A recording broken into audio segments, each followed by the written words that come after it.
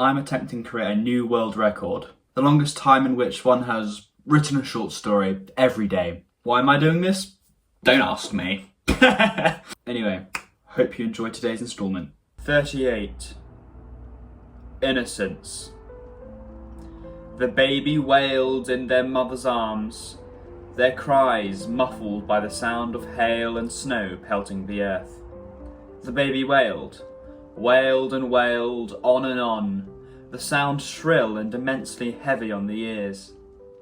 With each bleat the baby let off, their mother winced. With each shivery jolt of pain the baby experienced, another tear added to the well brewing in her eyes. With each step she took up the snowy mountain, the pinpricks of pain were born anew, born sharper, yet she had to press on.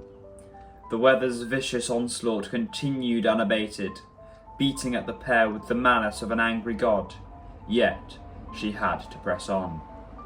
Her pants were immense, as heavy as the baby's wails, and the fog all around them gleefully swallowed up those sounds.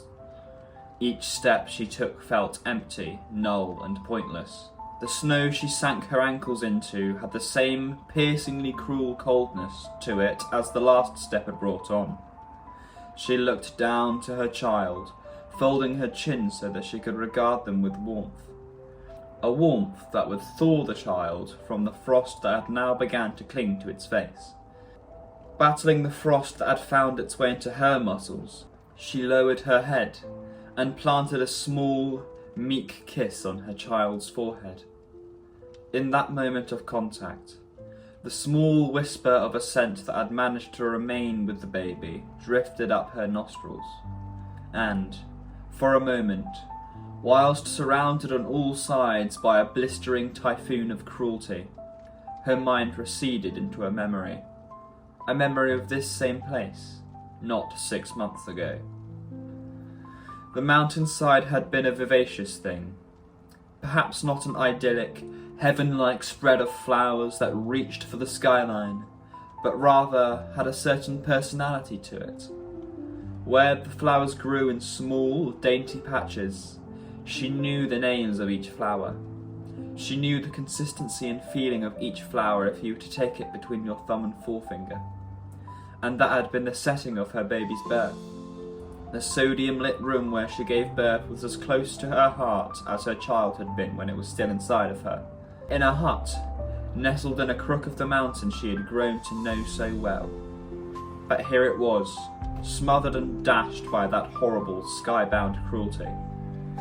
It was then that her baby opened their eyes from amidst their wild wails. It looked around, scanning the white of snow, the pain on their mother's face, silently taking it all in. A sharp tug of pain further erupted within the mother, inflaming the base of her throat. She pulled the child in, close, tight, pushing onwards, up the mountain, up the tracks of rock and what should be grass that she knew off by heart, the mountain she could navigate blindfolded. Within her swirling, tumbling mind, a new-found determination arose, a determination that broke free of the worry and panic and pinpricks of pain. Step after step, breath after breath, the mother of the baby pressed onwards, up the snowy mountain.